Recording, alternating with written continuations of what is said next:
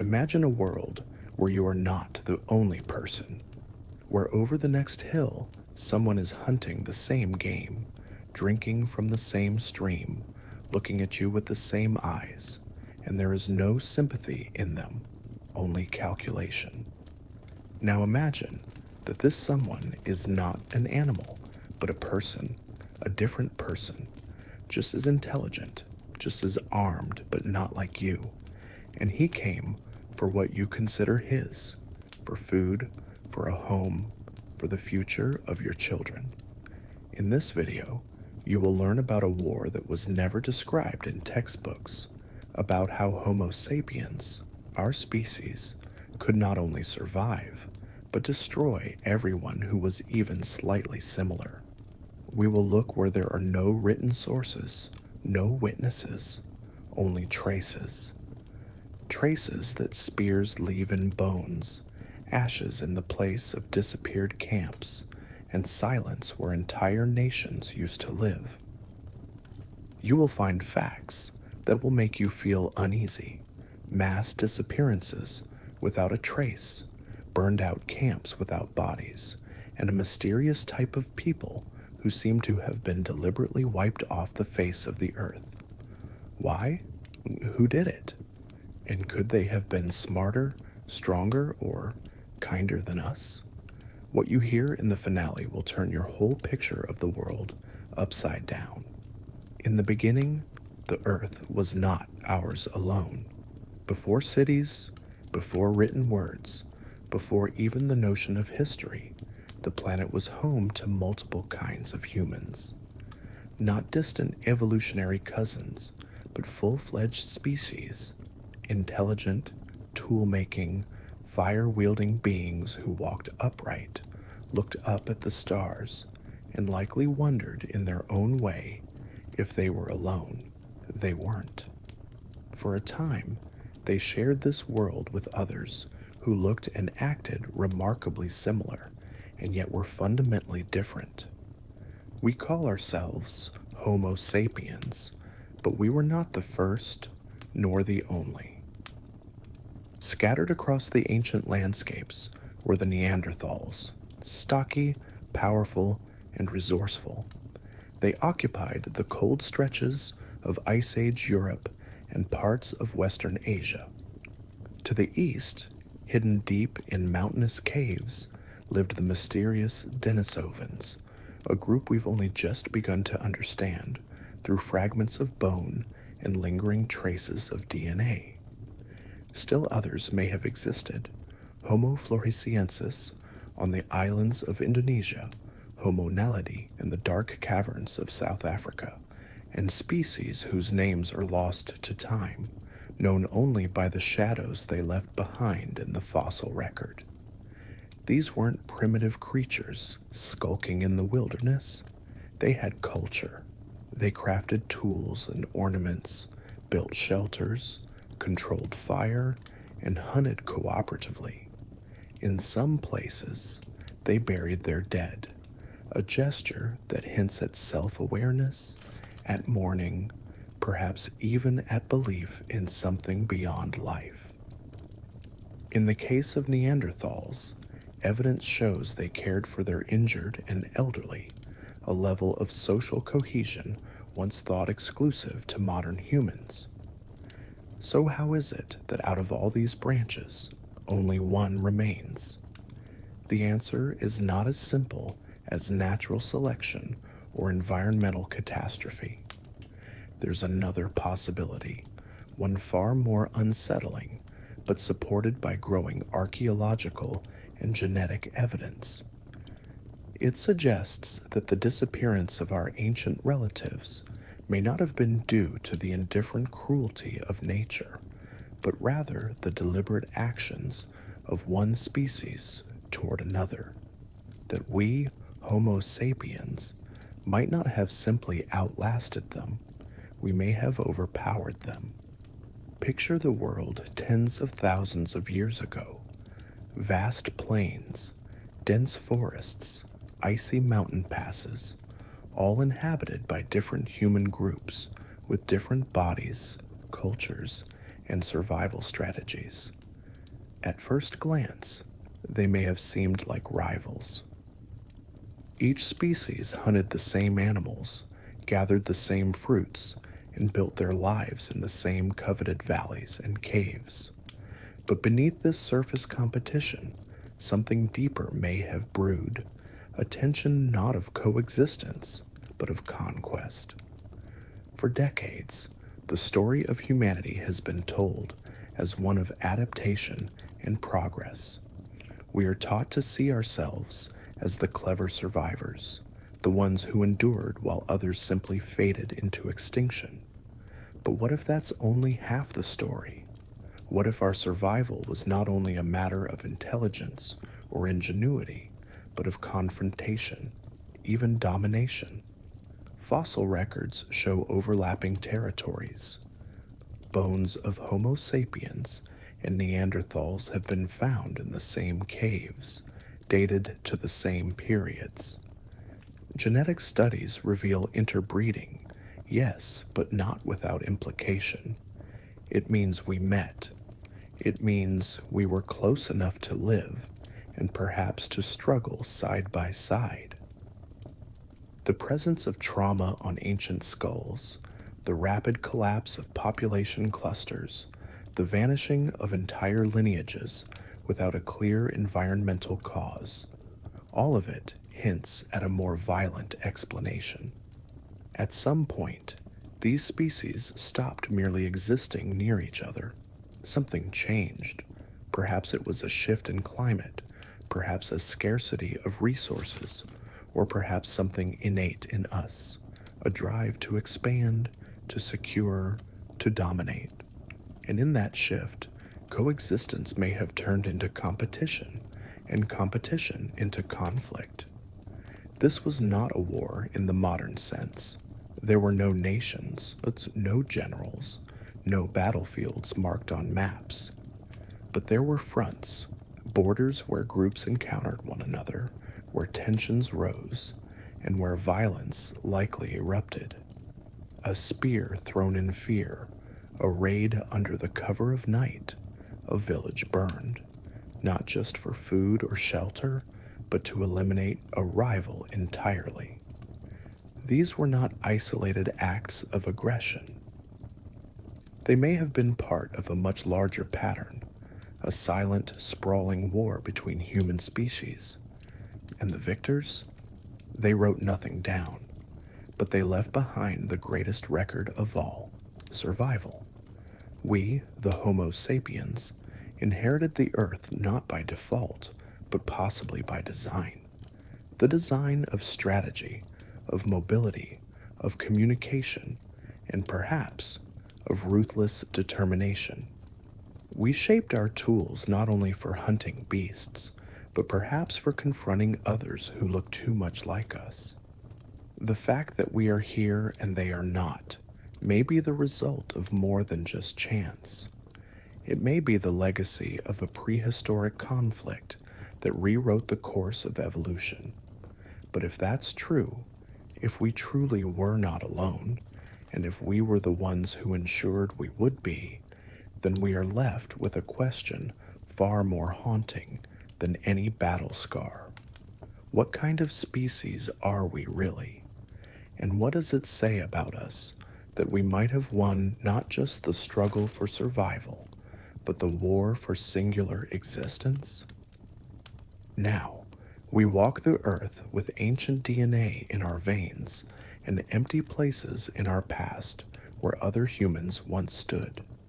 And as we look deeper into those lost worlds, we may find that the silence left behind is not just absence, but the echo of something we did long before we knew who we were.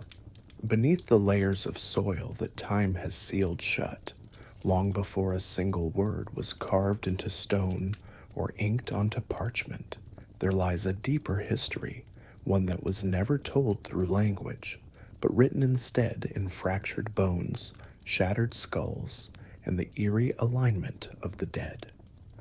These silent remnants, unearthed in remote valleys and forgotten caves, speak not of accidents or animal attacks, but of something far more calculated. When archaeologists began to uncover certain prehistoric graves, they noticed patterns too precise to ignore. Entire groups buried together, often in haphazard arrangements, bearing nearly identical injuries, clean puncture marks in the cranium, fractures consistent with high velocity impact, wounds that suggest not a fall or misfortune, but targeted strikes. One body with a damaged skull could be explained by a predator or even a misstep during a hunt, but 10, 20, or more individuals, all buried in the same pit, all with similar trauma to the head or ribs.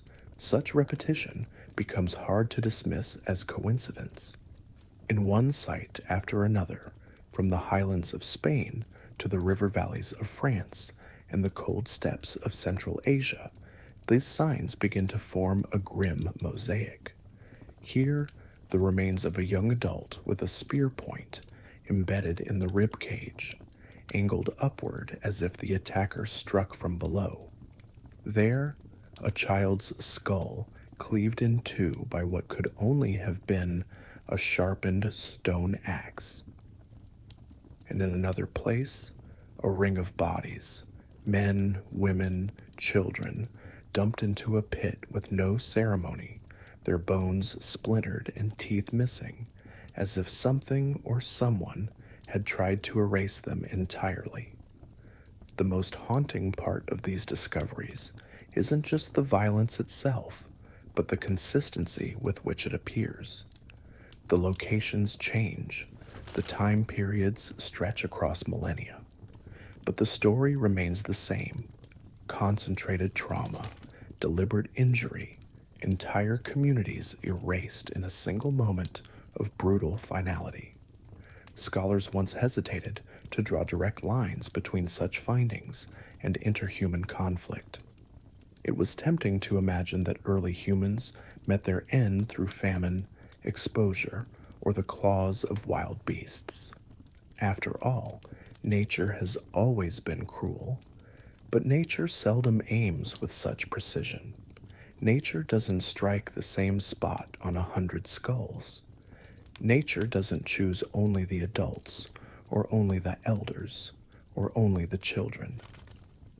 Nature does not leave behind the unmistakable mark of weapons, tools shaped by human hands, with sharp edges honed not just to cut wood or skin an animal, but to puncture bone and extinguish life. Even more disturbing is the sheer number of such sites now known to science. At Jebel Sahaba in the Nile Valley, a burial site dated to more than 13,000 years ago reveals over 60 individuals, many with embedded projectiles still lodged in their skeletons. The injuries suggest not a single raid or one-time skirmish, but repeated attacks over time, an extended period of hostility that turned a community into a battleground. In another site in Germany, the remains of a group appear to have been ambushed while on the move. Their attackers left no survivors. Not one of the victims showed signs of being buried with care. No grave goods, no symbolic items, only the raw evidence of aggression and disposal. There is a strange intimacy to these wounds, a proximity that betrays the closeness of the attacker. These were not distant kills from an ambush atop a ridge. These were face-to-face encounters, close enough to see the eyes of the other, to hear breath quicken or stop. The weapons used, clubs, spears, stone blades, require the attacker to get near, to feel the weight of the act in their arms. And that tells us something else. These weren't merely acts of survival. They were choices, deliberate, violent choices made by people who knew what they were doing. This kind of evidence forces us to reframe what we think we know about prehistoric humans. We have long wanted to see them as noble, perhaps even innocent in their simplicity, hunters, gatherers, wanderers through a world still wild and unspoiled. But the bones whisper a different tale, one of strategy and bloodshed. When resources ran low, or strangers approached territory lines, when fear sparked or envy flared, early humans may have responded not with negotiation, but with annihilation. The bluntness of this truth is difficult to absorb. We are wired to view ancient violence as the product of misunderstanding or desperation. But what we see here may be the seeds of something older or deeper, a pattern of behavior that didn't start with kingdoms or borders, but with the very first tribes that saw others not as kin, but as threats. It is possible, even likely, that these early acts of aggression were not spontaneous eruptions of rage, but carefully considered decisions. Eliminate the other before they eliminate you. Take their food, their fire, their shelter. Ensure that your children grow up without the shadow of a rival species nearby. If we listen closely to the skeletons, they don't only speak of the dead, they speak of the living and what they were willing to do to stay that way. What lies beneath the soil is not just a record of extinction, but a testimony to conflict. And if the past is any guide, then violence may not have been an exception in our early story. It may have been the rule.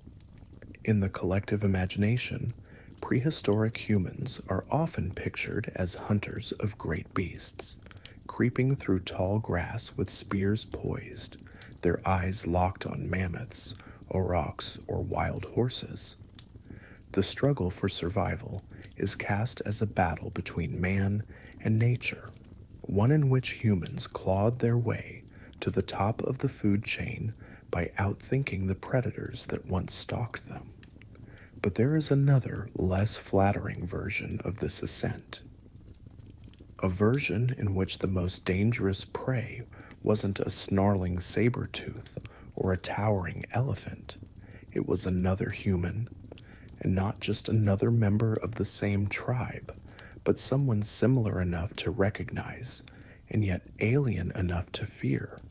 Someone who walked upright, who hunted the same animals, drank from the same rivers, but who spoke in different patterns, moved with a different rhythm, and carried an unfamiliar scent. Someone who wasn't us. The idea that Homo sapiens were not just hunters of beasts, but predators of their own kind forces us to confront one of the most uncomfortable truths in our evolutionary story.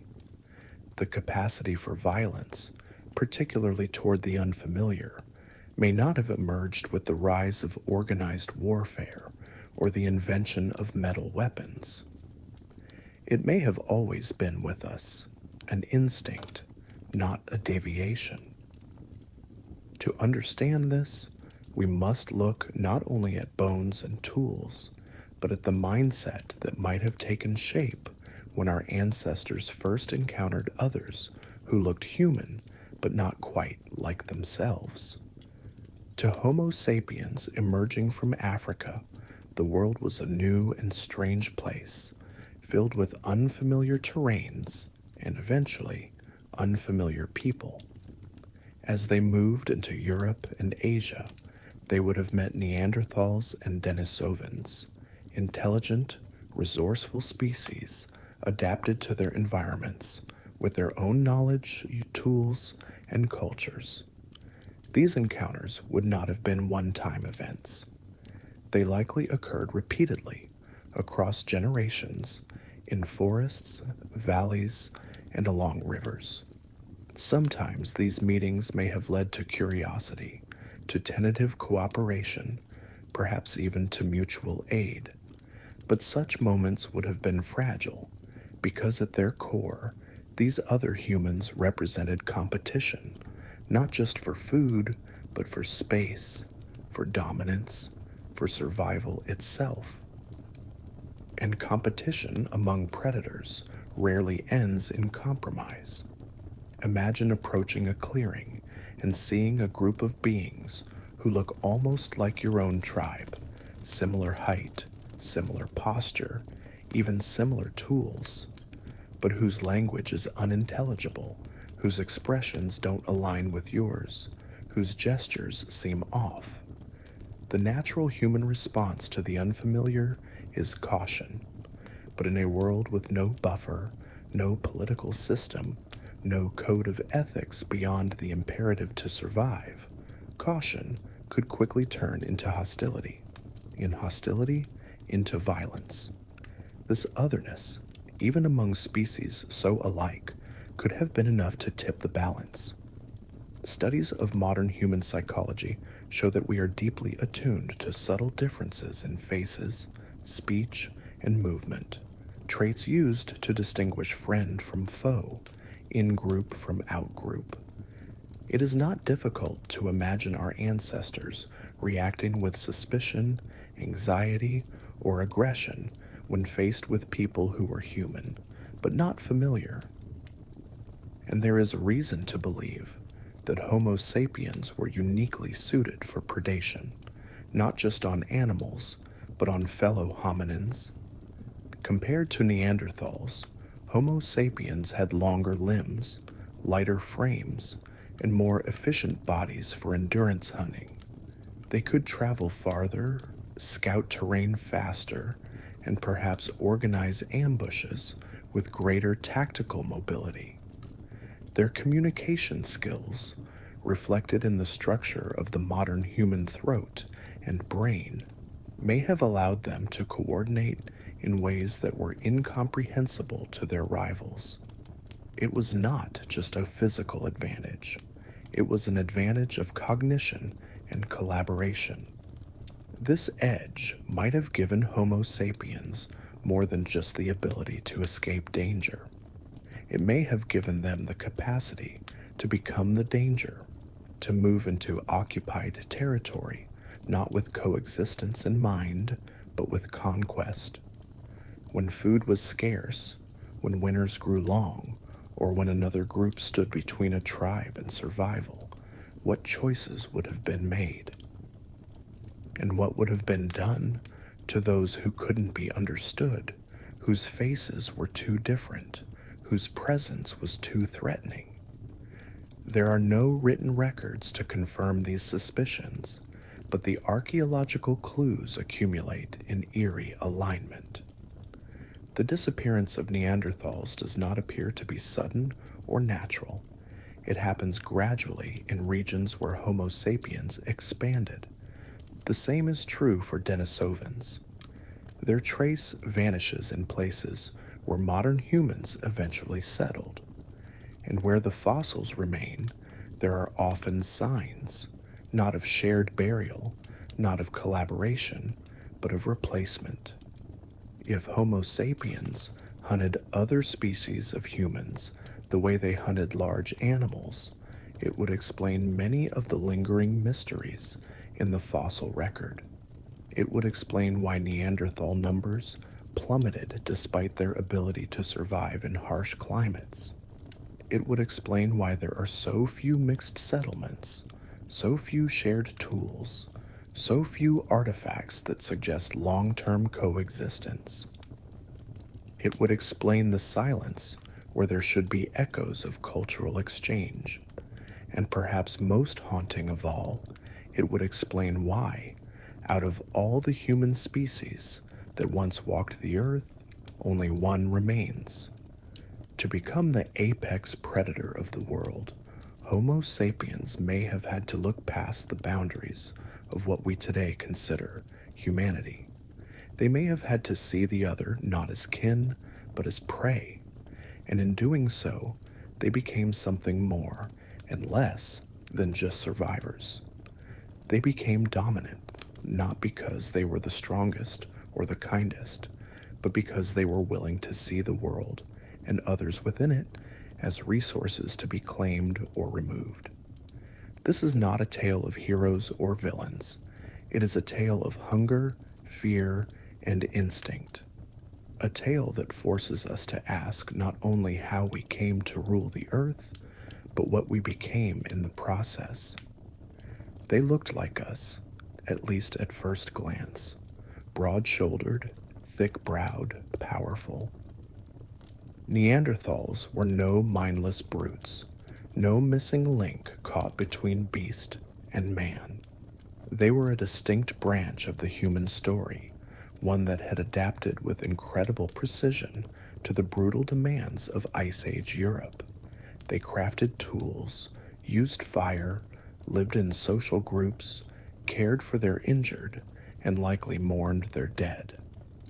But when Homo sapiens stepped onto the same stage, the similarities that once seemed like bridges may have become borders, and the subtle differences between us, anatomical, cognitive, emotional, may have been enough to shift the entire balance of power, not through chance, but through confrontation. Anatomically, the differences were striking. Neanderthals were shorter, but more robust, with dense bones and powerful musculature. They were built for bursts of strength, close quarters force, the kind of physicality that allowed them to bring down large prey in dangerous terrain. Their wide rib cages supported massive lungs, ideal for the cold, oxygen-thin air of glacial climates.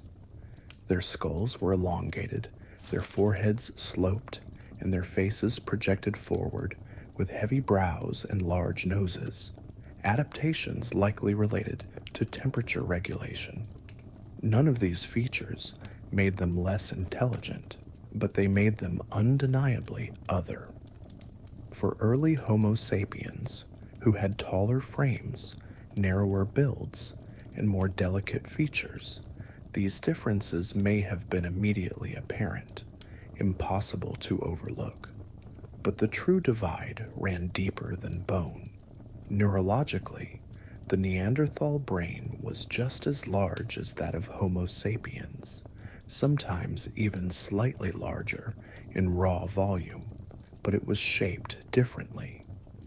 The areas associated with vision and body control were more developed, while those linked to social cognition and symbolic processing were less pronounced.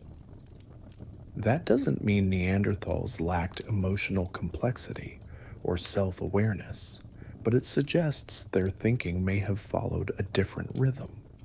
Homo sapiens, on the other hand, showed signs of advanced symbolic behavior, intricate cave paintings, carved figurines, bone flutes. The human mind, as it evolved, became not only a tool for survival, but a medium for imagination, abstraction, planning, and persuasion. This divergence in cognition may have created a chasm that was hard to cross. When two intelligent species meet, but think in fundamentally different ways, the possibility of miscommunication, of mistrust, grows exponentially.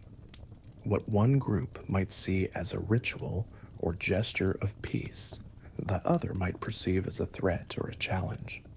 A gaze held too long, a sound made with unfamiliar cadence, a movement not understood, all of it could sow confusion, then fear.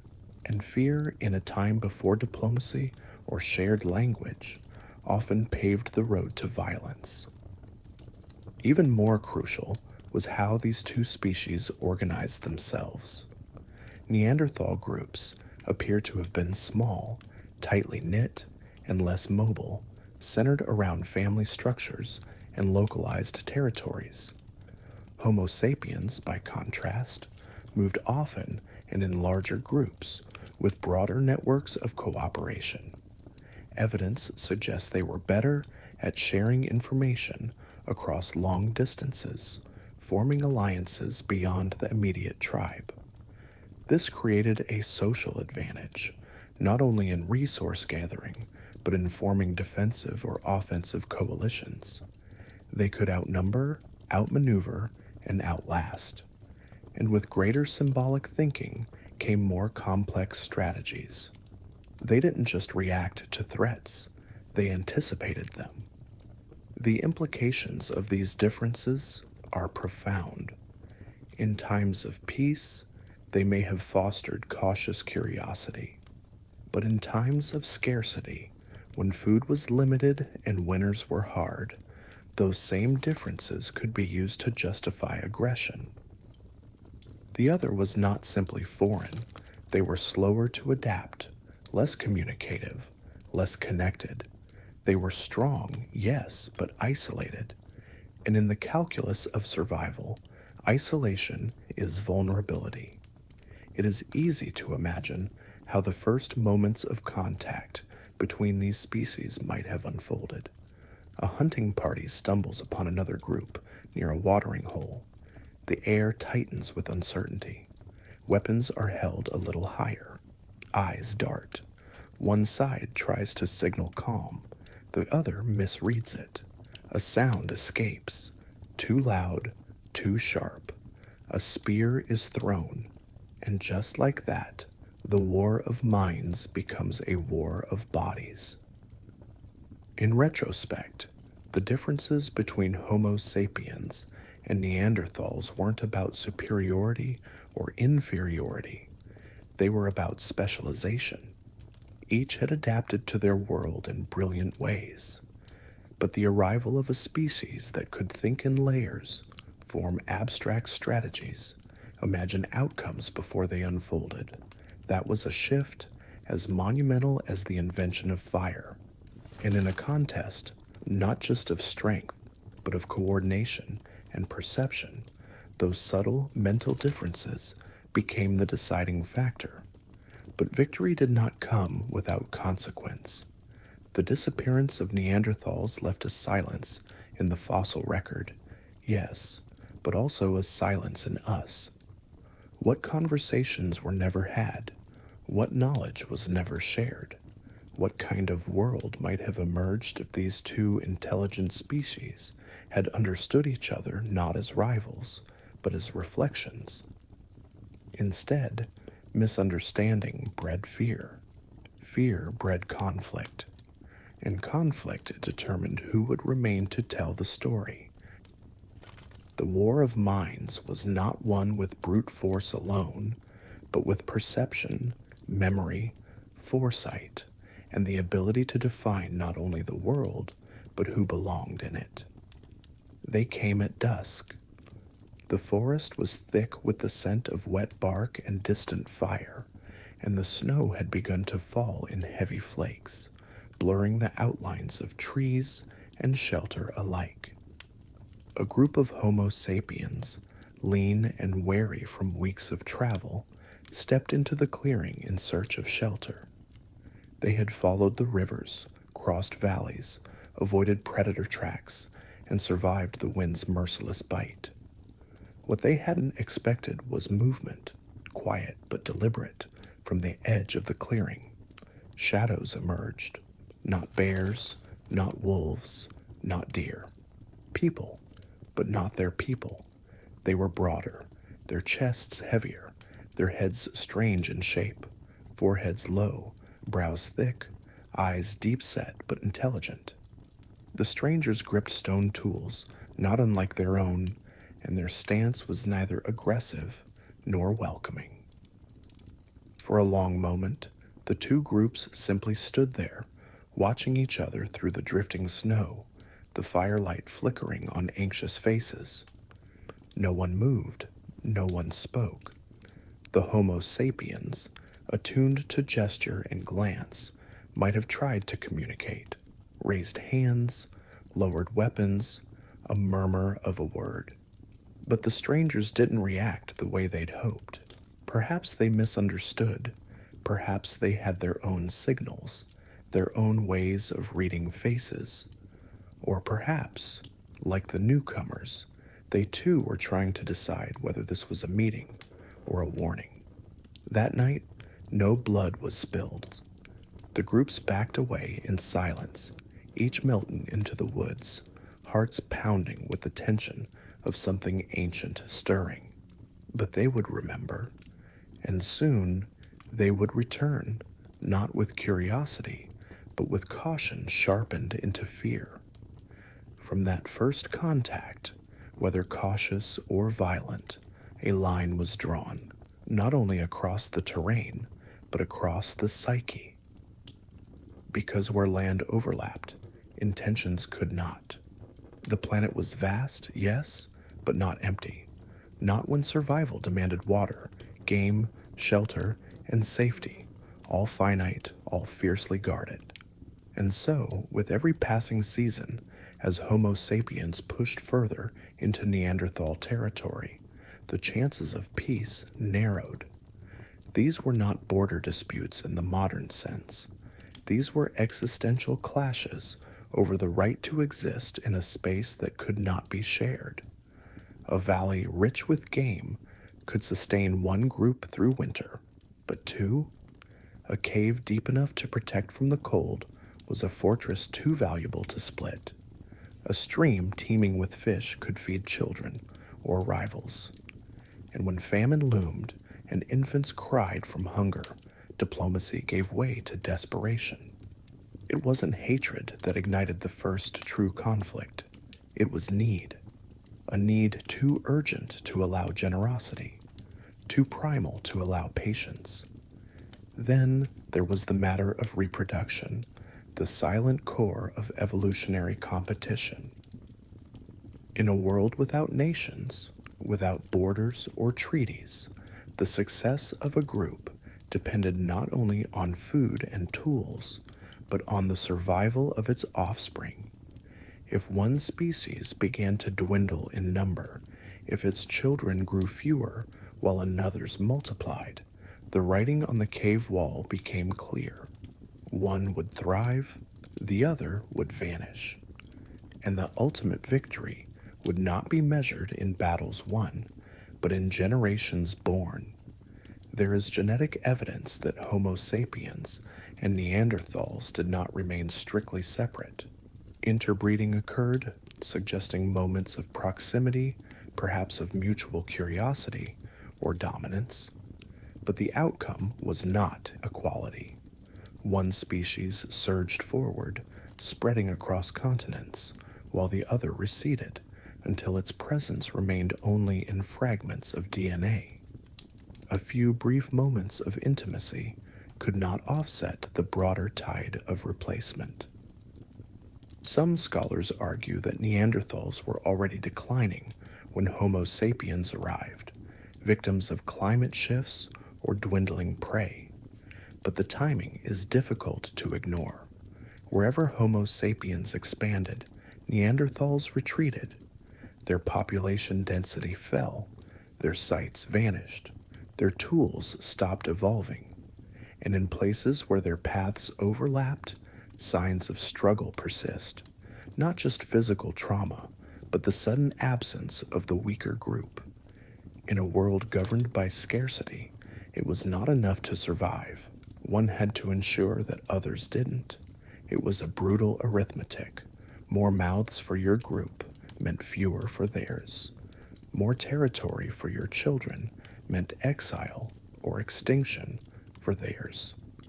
The earth, wide and wild though it was, became too small for coexistence when survival hung on a knife's edge. And so, a quiet war unfolded, not fought in grand battles, but in ambushes, in denied access to hunting grounds, in stolen shelters, in communities that disappeared without leaving behind the living. It was a war not born of hatred, but of friction, of two species too similar to ignore and too different to unite. The winners would not write the story. They would become the story, and the others would fade, not into myth, but into bone and silence. They were never just tools. In the hands of early humans, a sharpened stone was not simply an extension of necessity. It was a declaration of intent. When Homo sapiens gripped a spear or raised a stone axe, they weren't only preparing to face nature's threats. More and more, they were preparing to face each other. These weapons, carved with precision and carried with care, evolved not only alongside our ability to hunt animals, but in response to the silent, growing need to defend territory, dominate rivals, and eliminate anything or anyone that stood in the way. The earliest weapons were simple, sharp flakes of stone used for cutting meat and scraping hides. But as the stakes of survival grew and encounters with other hominins became more frequent, tools took on new shapes, new purposes. The spear, once designed to pierce the thick hide of a mammoth or bring down a running deer, became longer, slimmer, tipped with obsidian or flint, sharpened to a deadly point. These weren't tools meant for meat. They were crafted to slip between ribs, to strike from a distance, to disable a moving body with terrifying efficiency. The club, a weapon as old as the hand that wields it, evolved as well. No longer just a branch torn from a tree in desperation, it became shaped and weighted, optimized for balance and force. A single blow could shatter bone, crush skull, or break the will of an advancing enemy. In the dark of forests or the chaos of ambush, a club required no aim, only momentum and resolve. And then there were axes, heavy-headed, designed not just to split wood, but to cleave through bone and muscle. Stone axes with hafted handles became more common as Homo sapiens advanced, allowing them to strike with increased leverage and control. The shape of the blade, the angle of the swing, the weight of the stone, all of it refined through countless acts of trial and blood. Some weapons were made not just to kill, but to intimidate. Serrated edges, jagged flints, tools that could leave grotesque wounds. These were instruments of psychological warfare as much as physical destruction. To see such a weapon brandished across a clearing was to face not only the possibility of death, but of a death that would send a message: you do not belong here. Compared to animals, humans were never the strongest or fastest. We had no claws, no fangs, no thick hide to shield us. But we had something else, an imagination capable of turning the world itself into an arsenal. Where a wolf used its teeth, a human-shaped bone into a dagger. Where a bear used strength, we used trajectory and strategy. A pack of lions might bring down a gazelle by coordinated speed, but Homo sapiens developed weapons that could kill at a distance, tools that turned risk into control. And when these tools were turned on other humans, the evolutionary arms race escalated beyond anything the natural world had prepared for. Because weapons do more than kill, they change behavior. The knowledge that others carry weapons alters how groups interact. It fosters suspicion, prompts preemptive strikes, fuels the need for more advanced tools of harm.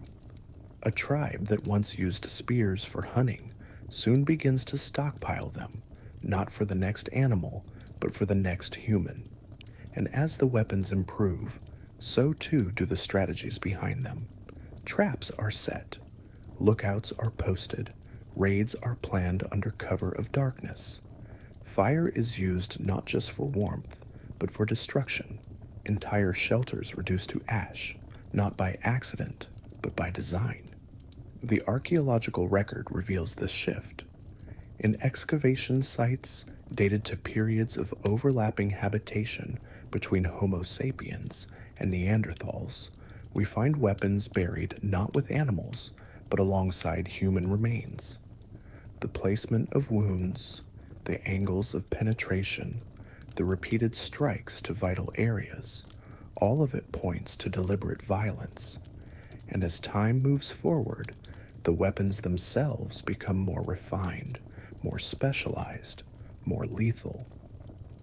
What makes this transformation even more chilling is that it happened everywhere, across continents and climates, wherever Homo sapiens advanced, their weapons advanced with them. In regions with dense forests, shorter spears optimized for thrusting in close quarters were favored. On the open plains, javelins designed for throwing at distance were more common. And eventually, with the invention of the atlatl, a spear-throwing lever, the killing range increased dramatically, giving humans the ability to strike from beyond reach, to kill without ever risking hand-to-hand combat. This is the moment when Homo sapiens truly separated themselves from the rest of the animal kingdom, not just by using weapons, but by designing them for each other. Predators kill for food. Humans began to kill for control, for ideology, for fear. The transformation of tools into weapons of human-on-human violence marked a turning point, not just in our history, but in our psychology. We did not just survive the prehistoric world, we conquered it, and in doing so, we may have conquered ourselves. The spear, the axe, the club, they were never just objects, they were reflections. And as they became sharper, deadlier, more precise, so too did the intentions of those who held them. We became the apex predator, not because of what we hunted, but because of what we were willing to hunt. Beings who looked like us, thought like us, lived like us, and died by our hands. They left almost nothing behind. No bodies curled in corners, no weapons scattered in panic, no bones bearing the story of resistance or pain. Just ash, charred soil, blackened stones, the faint outlines of what once might have been walls or hearths, now little more than whispers in the dirt. Across several regions where ancient humans once lived, valleys that had provided water and warmth, hills that once held lookout fires, caves that echoed with laughter or cries. There are sites where the only testimony is the silence that followed sudden ruin. To the untrained eye, these places might look like natural burn zones, the result of lightning or volcanic activity. But the patterns are too precise, too localized, too human. Fire does not build itself into rings around a camp. It does not spare one slope while erasing another, and it does not leave behind organized absence. Archaeologists, over decades, began to notice these voids, settlements that appeared in earlier layers of excavation and then simply stopped. No signs of gradual decline, no reduction in population, no shift to other nearby regions, just disappearance and entire clusters of communities gone within what seems like a generation or less. In some places, the soil carries traces of intense, concentrated heat, suggesting not a wild blaze but a deliberate act. Shelters torched from within, belongings destroyed, perhaps even attempts to cleanse or erase a group's existence from the land. What's most unsettling is that in many of these places, no alternative settlement was ever built again. It's as if not only the people were removed, but the space itself was marked, feared, left untouched by those who came after.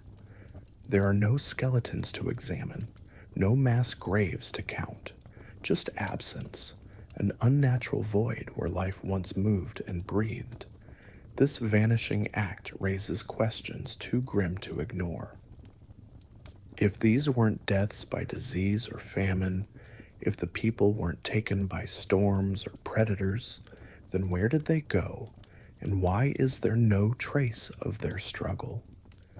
The answer that begins to surface as one compares patterns across continents and epochs is chilling in its implication. These were not natural disasters or migrations gone wrong. They were erasures, clean, efficient, and final. Such acts would require more than violence. They would require planning, observation, timing, the knowledge of when a tribe is most vulnerable, at night during the cold season when the hunters are away, the ability to strike not for loot or vengeance, but for obliteration. This level of precision hints not at chance, but at strategy. And strategy means intent. If Homo sapiens did this, and the evidence increasingly points in that direction, it suggests they weren't simply stronger or smarter. They were calculating. They were methodical. They knew how to break not just bones, but the continuity of a people's existence. Even more disturbing is the repetition. These vanished sites are not isolated. From the Iberian Peninsula to the foothills of the Caucasus, across the expanse of Central Asia, and into the lesser-known corners of Southeast Europe, the same signature appears: sudden abandonment, fire without bodies, silence without answers. And while no one can say with certainty who lit the fires, the timeline aligns too closely with Homo sapiens' expansion to ignore. As our ancestors spread, others ceased to be. There is a psychological dimension to such acts that transcends survival. To burn a home is not simply to take its resources, it is to deny its future, to eliminate not only the present inhabitants, but their memory, their claim, their possibility of return.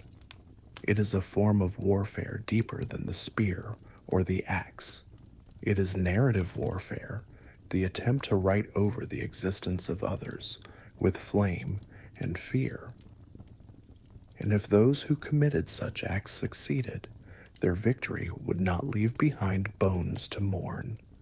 It would leave only the absence of stories, the quiet where once there was song. The signs are subtle: a shift in soil chemistry, a discoloration in the clay, charred fragments of tools buried in layers too uniform to be random. But to those who know how to read these signs, the message is unmistakable. Someone came, someone destroyed, and someone made sure nothing remained to tell what came before.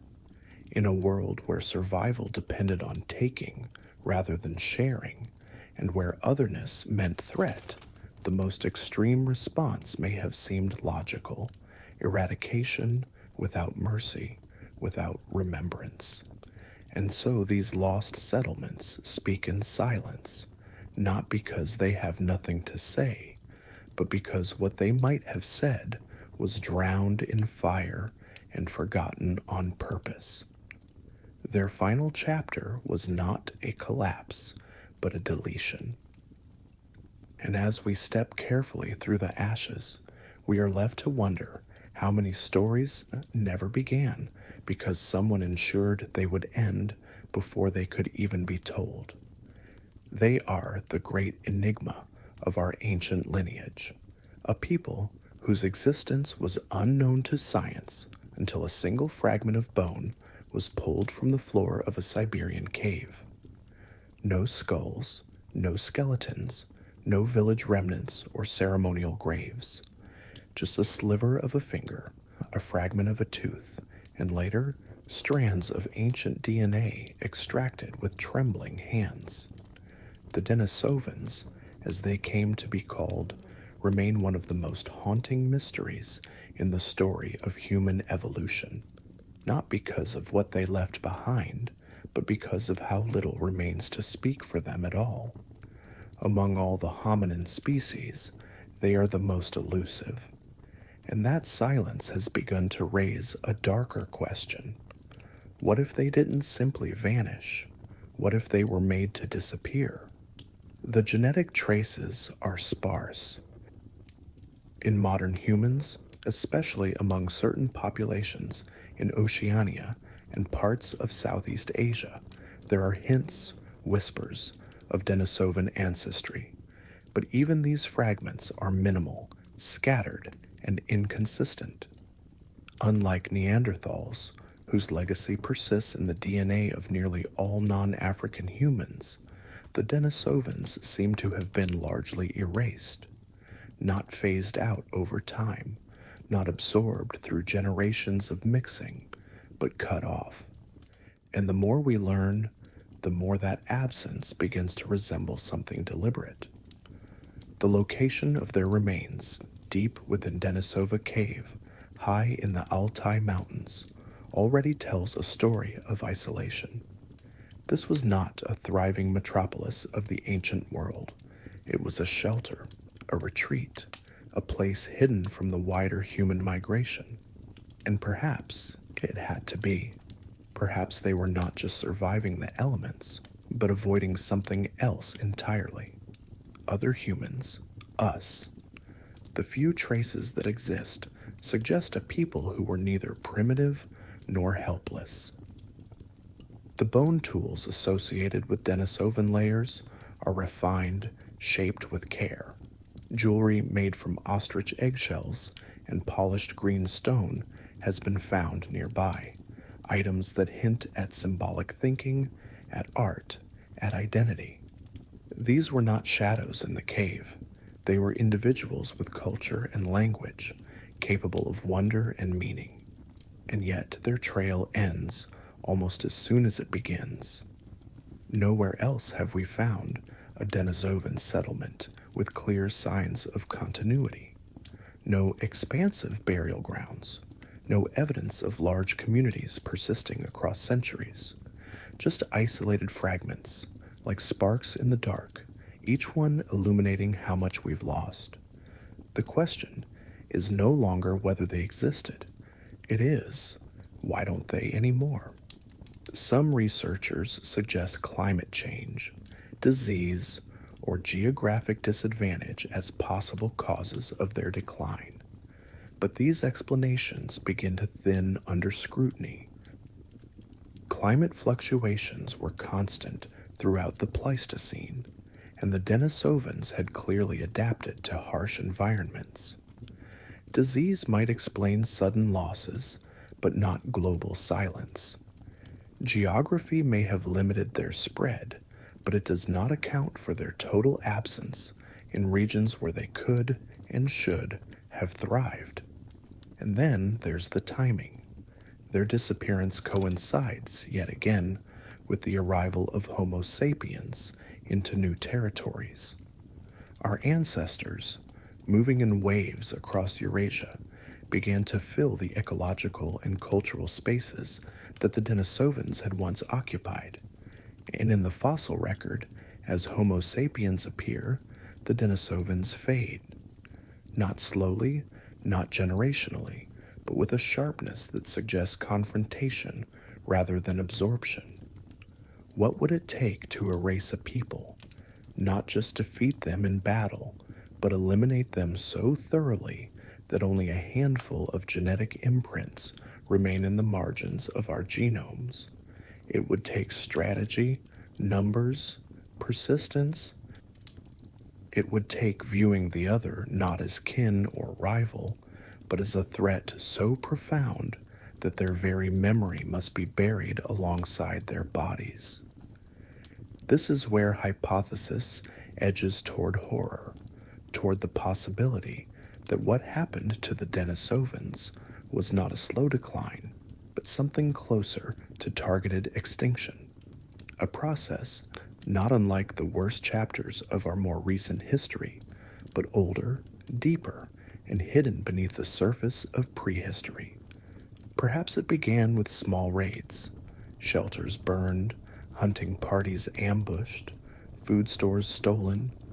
Perhaps it escalated as Homo sapiens gained confidence, leveraging superior coordination and communication to drive out the scattered bands of Denisovans.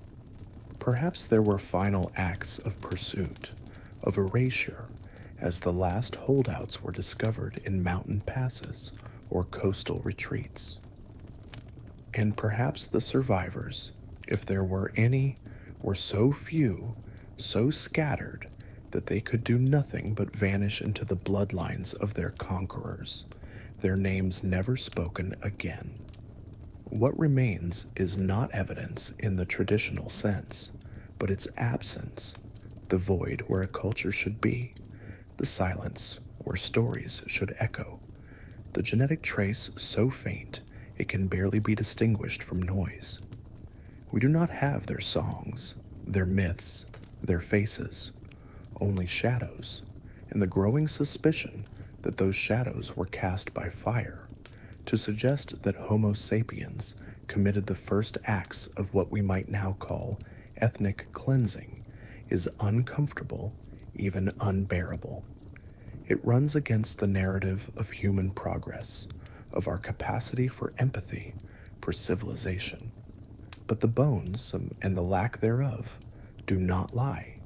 And as we peer deeper into the cave of our own origins, we must ask whether the darkness we find there is simply the absence of light or the mark of something once extinguished. It may have been a valley, quiet and green, its river winding between pale limestone cliffs where echoes clung to stone like breath on cold glass.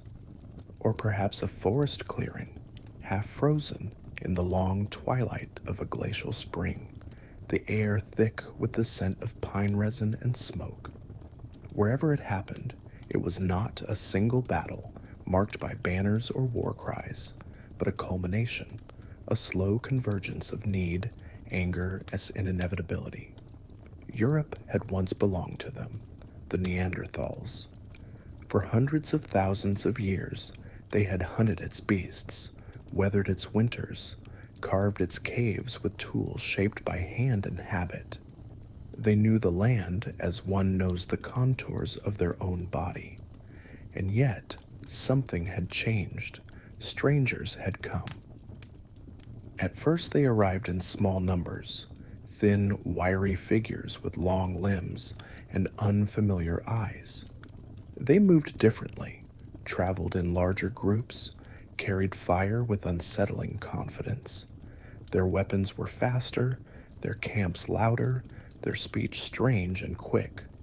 They came with children and elders, not just hunters. They were not passing through, they were settling. Tensions grew slowly, like pressure under ice. A missed boundary here, a stolen carcass there, a fate glimpsed across a ridge too many times. The Neanderthals, for all their strength and endurance, were not blind to the threat. They could feel it in the hunted silence of animals, in the emptied hunting grounds, in the smell of unfamiliar ash on the wind, and eventually the inevitable cracked into action. Whether it began with a raid, a defensive strike, or a desperate act of protection, no one can say. But once blood had been spilled, it could not be taken back. The war between species had ceased to be cold. What followed was not a war in the modern sense, but it carried the same weight, the same terror, the same grief, the same devastating finality. Homo sapiens, outnumbering and outmaneuvering their cousins, began to push forward. They struck not with brute force, but with speed and coordination, attacking in waves, moving quickly, retreating only to return in greater strength. They knew how to surround a shelter, how to cut off retreat paths, how to strike from a distance before the enemy even smelled danger. The Neanderthals, built for strength and close combat, were overwhelmed not by power, but by pace. And yet they did not yield easily. In the caves of southern France, in the ravines of Spain, in the forests of what is now Germany, there are signs of desperate resistance. Fires burned hot in the stone dwellings where last stands were made, stone tools shaped in haste, spearheads broken from overuse, charred bones scattered near shelter entrances. All of it speaks of defense. They fought for every hill, every tree line, every cave mouth that had once been theirs. They fought with the fury of a people who understood, perhaps too late, that this wasn't a passing storm. It was an ending. For Homo sapiens, the emotional landscape of that time is harder to reconstruct, but perhaps just as turbulent. There must have been fear of the unfamiliar, of the strong, of the ones who seemed too similar not to threaten. There may have been rage, fueled by stories of ambush or loss, and there may have been, most chilling of all, a sense of destiny, a growing belief that the world could not belong to both, and that only one species would step forward into the unfolding future. In the final confrontations, that belief may have shaped the cruelty of action, not just to kill, but to erase, not just to defeat, but to ensure no return. Some Neanderthal bands may have fled, slipping into ever smaller territories, their numbers dwindling with each season. Others may have tried to coexist, offering signs of peace or submission, but in the logic of dominance, these gestures were not accepted. The last encounters may have been the most brutal, rooted not in survival, but in finality. And then they were gone. The last Neanderthals may have died in caves with no names, their fires extinguished by snow and silence. Or they may have been hunted into extinction, their final cries absorbed by stone and wind. Their bones lay unburied, scattered across the continent they once ruled, while their shelters, tools, and memories faded into earth and myth. No eulogy was spoken, no marker was placed. The victors did not mourn, they moved forward. With that, the era of Homo sapiens truly began, not as an inheritance, but as a conquest. The land was now theirs, uncontested. The forests no longer echoed with a second set of footsteps. The rivers reflected only one kind of face. A singular future had been secured, not through chance or coexistence, but through the quiet fury of a final encounter. And though their blood lives on in fragments, though their bones whisper from beneath the soil, the Neanderthals are no longer here to tell their side. Only we remain, carrying the weight of a war that history never wrote, but evolution never forgot. When the last fires of the Neanderthals flickered out and the final Denisovan footprints were swallowed by time, a strange and unsettling quiet took hold. The earth had grown still in a way it had never been before. There were no longer competing voices echoing through its valleys, no other minds shaping tools, no rival hands carving meaning into stone. Homo sapiens stood alone, not just the dominant species, but the only one. For the first time in the long, tangled story of humanity, there was no one left to challenge our version of the future. And yet, with that final silence came something unexpected. Not triumph, but a question. What did we win, and at what cost? The victory was complete in biological terms. Homo sapiens expanded across every continent, mastered environments once thought uninhabitable, and reshaped ecosystems to suit our will. But evolution does not measure progress only in territory gained or enemies eliminated. It also counts in diversity lost, in voices never heard, in choices never made. By erasing other human species, whether deliberately or through the slow violence of displacement, we may have secured our dominance, but we may also have condemned ourselves to a narrow version of what it means to be human. Neanderthals were not failed prototypes. They were a fully developed branch of our family, with capabilities that rivaled our own. They created tools, harnessed fire, possibly made art, and navigated the harshest climates on Earth for tens of thousands of years.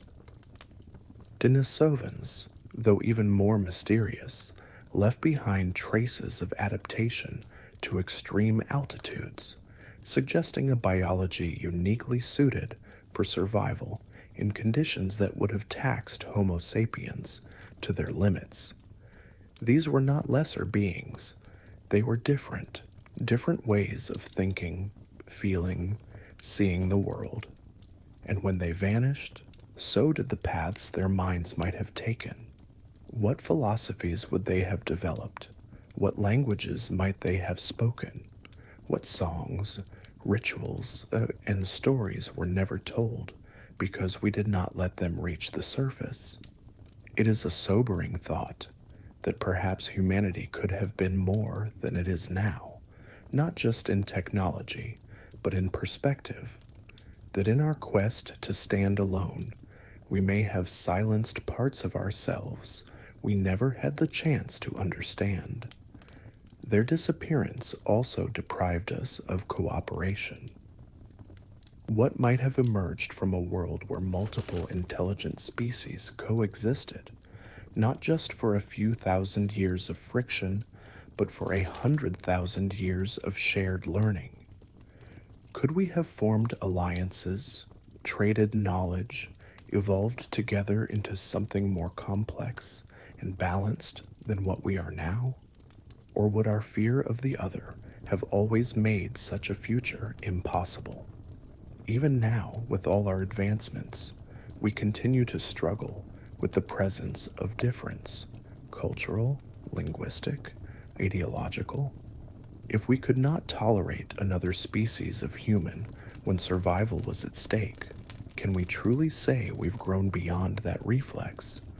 Or does the silence that followed their vanishing still echo inside us, a reminder not of victory, but of something unfinished? And yet, the silence is not absolute. In our blood, in the very structure of our DNA, remnants of those other humans persist. The paradox is inescapable. We did not fully destroy them. We absorbed them.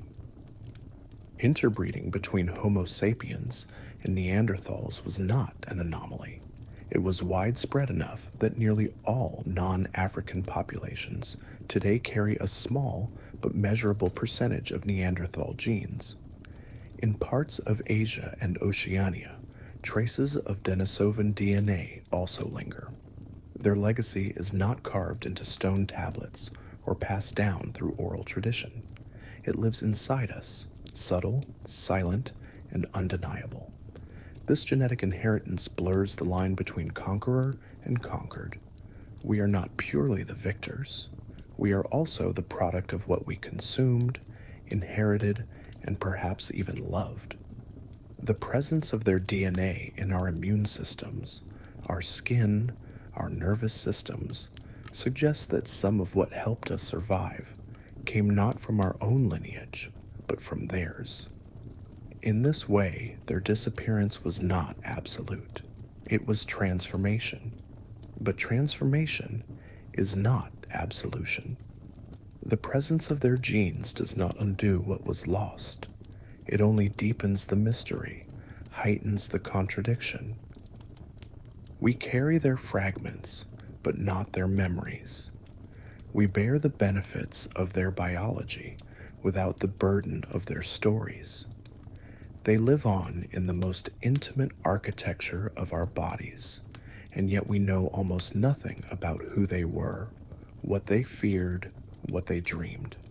This quiet fusion, part blood, part absence, leaves us suspended between mourning and awe. We are alone, but not entirely. We are the heirs, but also the inheritors of silence. And as we walk through the world they once shared with us, it is worth asking not only what we gained by surviving, but what we lost by surviving alone. It would be comforting to believe that violence is an anomaly in the human story, an aberration, a departure from our true nature, a glitch in an otherwise peaceful code. But the further we look into our evolutionary past, the harder that belief becomes to hold. the conflicts between Homo sapiens and their ancient cousins, the Neanderthals, the Denisovans, and others who left only the faintest trace, did not emerge in a vacuum. They arose from fear, scarcity, competition, and above all, difference. And if these were the conditions that shaped not only who survived, but how they survived, then we must ask an unsettling question. Is our capacity for violence not a flaw, but a feature? Aggression, it turns out, is not random. It follows patterns, emerges predictably under stress, escalates in the presence of outsiders, and thrives when groups feel threatened or cornered. These are not modern phenomena. They are behaviors encoded in us by millennia of survival, reflexes forged in the fires of prehistoric conflict, sharpened across generations when hesitation meant extinction. When Homo sapiens saw another group on the horizon, whether Neanderthal, Denisovan, or even an unfamiliar tribe of their own kind, the instinct was rarely curiosity. It was calculation, friend or foe, ally or competitor. The cost of guessing wrong was too high. This legacy did not disappear when the last Neanderthal fell. It followed us through the ages, morphing with our tools and languages, adapting to new environments and social orders, but never truly fading. Our brains are wired to detect threat before nuance. We form in-groups and out-groups almost instantly. We distrust what we don't understand, even when that distrust has no basis in immediate danger. These are not signs of individual failure. They are the psychological echoes of an ancient world where mistrust was a survival strategy, where xenophobia may have been the difference between life and erasure.